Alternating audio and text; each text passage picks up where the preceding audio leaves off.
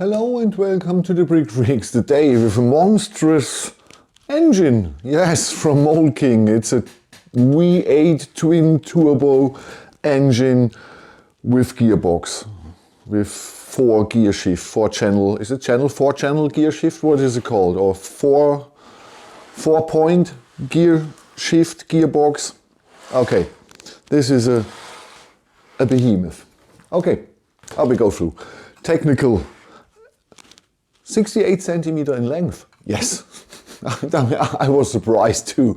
We have 24 in height and 25 in width. And without the gearbox, you can easily remove the gearbox. It's attached and fixed with some pins. You can detach it, and then we have 36 centimeters in length. So if you only want to bring the V8 as a display piece, it fits into an IKEA. Carlux, or is it called? What is it called? It's in Germany. It's called Carlux. You know, the 8x8, 6x6, 2x4. So without the gearbox, it fits in. Just for that you know. Okay, this has 7 building steps, and the assembly time was for me around 12 hours. We have a old school battery box attached here, and 1L motor that's moving all the pistons in here. All the pistons, yes, all the pistons. That sounds strange for a V8. Why do I tell you this? It's 40 pistons in here, but we come later to this. Okay, instructions. A flawless Mould King instructions, no problem at all. The only thing is that the chrome parts are looking white here in the instructions. And that's the only thing. But they tell you plating and a shiny symbol that tells you, okay, this is the chrome. So you have no problems with that. The instructions are okay. So this is not an easy set. Just to tell you, this is not an easy set. So the instructions are not perfect, and this here is not for beginners. It's not only for absolutely nerds, but it's not for beginners. If you're new to the game, or you just seen the thumbnail and think, oh, wow, this is cool, I want this, and you haven't built Lego Technic or something, no, don't do it. Don't do it. You will regret it. You will regret it. But if you assembled 10, 12 Technic sets, and perhaps you assembled something else than Lego with the easy instructions and only 2 parts, 1 page, then this is no problem. Yes, it's a little bit odd. We're beginning with a base. On the base we have the camshaft and the pistons, the 8 builded pistons. And building step 1 and 2 are flimsy and wobbly, and I thought, oh hell no. What did I do? I didn't want something more. I was nearly whining, and with build now. But with building step 3, everything got form and got his place, and yes, from building step 3 I really enjoyed the assembly of the set, and it makes a lot of fun. We have a lot of strange building techniques and ideas to get all the don't fit totally to make this here happen. And some buildings technique, you're really? Why? I would have done a lot of things in another way, but hey, that's the cool thing with something like that. You have always new building techniques. Yeah? I can review 10 of these, and all 10 perhaps are looking nearly the same, but all 10s will have different building techniques to get to the goal, and this was really surprisingly well with the set. So I was really surprised of the size, the building techniques, the fun I had, and how much really cool looking chrome parts are in. So, okay. But these are 40 pistons. Yeah. 8, the normal V8 pistons. We have the V, the angle, it's moving, no problem. But on top of that, to imitate the turbo banks, there are 16 normal Technic cylinders here and 16 here. So 32 additional Technic cylinders are on top of that, upside down. They are moving over the chains here. We have 3 chains for all the movement. And they are imitating the turbo banks, the double twin turbo banks. So that was I was really surprised. I didn't expect that. I opened it. It was a box. I think it was building step 3, end of 3 or 4, beginning of 4. When I opened it and I see the normal Technic cylinders, I thought, what the hell should I do with that? Because I had finished the 8 big pistons and the camshaft and everything. I thought, why?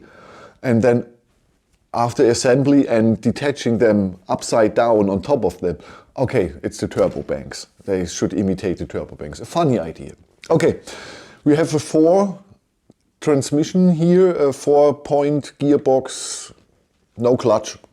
Okay, so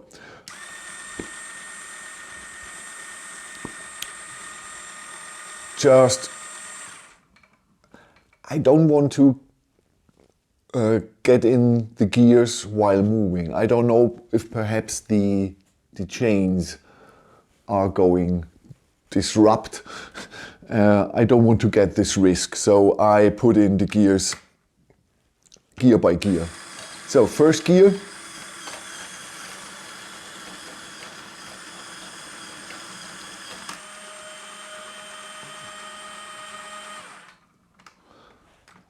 Second gear.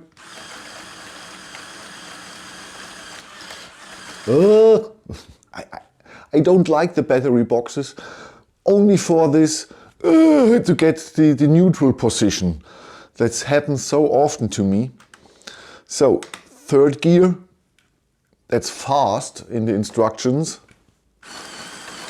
That's okay. It's not the slowest.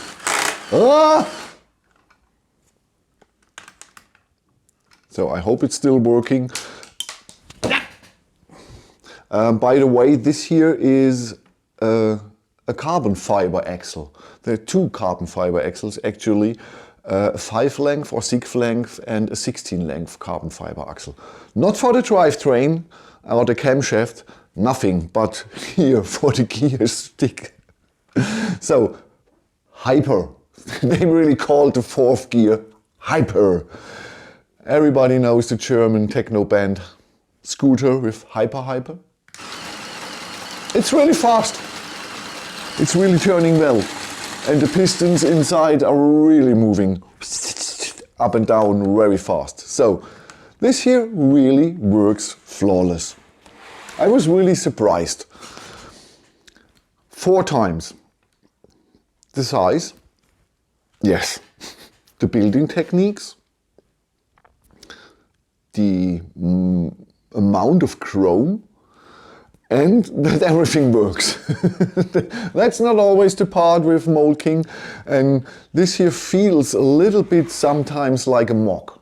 Perhaps Mould King has stolen a mock and made this here, I don't know. It feels a little bit sometimes like a mock, the building techniques and the instructions and so on. So I was really surprised that this is a flawless set. It's not only for people who like a double twin turbo for display, or for the Technic freaks who like the movement of all the 40 pistons and the axles and everything. This set is very cool for mockers if you need chrome parts. We have this big chrome cylinder here. We have a lot of the big, the 5-width panels. We have the 3-width panels here. We have the angled panels here. We have all the chrome tubes, and this here, the smaller ones. So this is really cool set for the parts. A really cool set. A lot of Technic frames inside, a lot of axles inside. And yes, this is a really great set. It's a very special set. Not everybody wants a V8, a functional V8 on display or something like that, but for all the people who like it or thought about it and just waited for my video for the quality or all the flaws, this set has no really flaws. Building step 1 and 2 are a little bit strange, I admit, and not the easiest. But if you're really going through 1 and 2 with 3, the enjoy of the assembly process will come. And with 4 and 5 and 6 and 7, you're really happy with the assembly of the set. And like I said, it looks cooler, kind of, I have to admit. Perhaps a little bit cooler without the gearbox. If I would have it on display, I would make it 2 parts, the V8 and besides the gearbox, because you just remove 2 pins, put it together. It's easy assemble and disassembly here. So you can have this here really shine into your, or in your IKEA cupboard. Okay, shelf, I don't know. Thank you for watching. What is next? Next is a Zelda mock. Yes, from Brickfreaks. So we have great pieces, we have a good instructions, and we have a fair practice with the mocker. The mocker gets his money from Brickfreaks, so that's always cool. And a 1x8 Technicar from Gulli. Okay, thank you for watching. Have a good time. Have a nice weekend. Bye bye.